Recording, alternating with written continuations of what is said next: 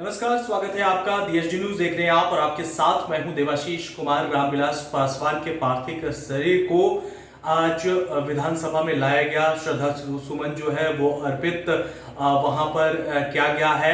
तमाम बिहार के वरिष्ठ लोग इस पर पहुंचे थे, नेता से लेकर मंत्री से लेकर तमाम रामविलास पासवान के चाहने वाले व्यक्ति इस श्रद्धा सुमन में मौजूद थे। इसी को लेकर भारतीय जनता पार्टी के वरिष्ठ नेता और MLC सच्चिदानंद राय भी पहुंचे। उन्होंने रामविलास पासवान के जाने पर गहरा दुख व्यक्त किया है। सच्चिदानंद राय ने साफ कहा है कि रामविलास पासवान एक ऐसा नेता थे जिनकी कमी बिहार की राजनीति के साथ साथ देश में भी खलेगी। क्या कुछ कहा है MLC सच्चिदानंद राय ने, हमारे संवाददाता ने खास बातचीत की है, जरा सुनिए। देखिए, दुनिया में एक चीज़ तो पक्का है, जो आया है उसे जाना है। ये तो धरा को प्रमाण यही तुलसी, जो फरा सो झरा, जो बड़ा सो बुताना। लेकिन आपने इस बीच में क्या जीवन जिया, वो बहुत महत्व का होता है। 23 वर्ष की उम्र में सदन में जाना, और जबकि DSP के लिए उनका सिलेक्शन हो गया था, वहाँ उन्होंने तय किया कि नहीं, मैं देश से गरीबी और वंचित समाज के ज़रूरतों को पूरा करने के लिए मैं अपना राजनीतिक रास्ता चुनूँगा। और उन्होंने वैसा किया। 51 वर्षों के लंबे राजनीतिक कार्यकाल में जिस तरह से उन्होंने गरीबों की लड़ाई लड़ी, वंचितों की लड़ाई लड़ी, वो कोई दूसरा वैसा दोहरा पाएगा हमें विश्वास होता नहीं है। क्योंकि वो ऐसे लोग एक युग में आते हैं और वो फिर उनके साथ में उस युग का अंत हो जाता है। अब ऐसा व्यक्ति दोबारा आना, मैं नहीं समझता कि बहुत बड़ी क्षति है, अपूरणीय क्षति है। खासकर गरीबों वंचितों के लिए तो और भी बड़ी क्षति है। हालांकि वो सामाजिक समरसता के प्रतीक रहे हैं और वो अजात शत्रु रहे। कोई भी ऐसा व्यक्ति नहीं मिलेगा अटल जी की तरह कि रामविलास जी के बारे में कोई भी एक कटु अनुभव बता सके आपको, या कटु अनुभव याद भी कर सके।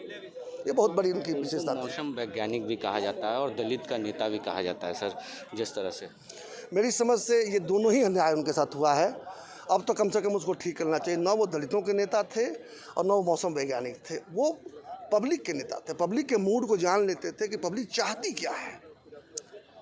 जब वो भाप लेते थे, तब जब रिजल्ट आता तब लोगों को पता चलता था। उनको पहले से पता होता था कि पब्लिक क्या चाहती है, जनता क्या चाहती है, गरीब क्या चाहते हैं। और उसको उन लोगों ने मौसम वैज्ञानिक का नाम आप मीडिया भाइयों ने दे दिया। दूसरी बात, वो दलित के नेता नहीं थे, सामाजिक समरसता के सबसे बड़े प्रतीक रहे हैं। अगर देखिएगा तो जब से लोक जनशक्ति पार्टी बनी, उनके सबसे विश्वस्त सहयोगी रहे हैं सूरजभान सिंह। तो ऐसी बात तो नहीं है ना। तो बात ऐसी है कि, और शायद ही कोई मिलेगा पूरे, चाहे जिस वर्ग से आता हो, जाति से मत जोड़िए। जैसे ही आप दलित शब्द इस्तेमाल करते हैं, जाति सूचक हो जाता है।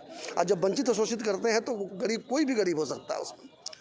उन लोगों ने लड़ाई लड़ी और आज उसका रिजल्ट ये है कि सही में काफ़ी वो सामाजिक समरसता स्थापित भी हुई है।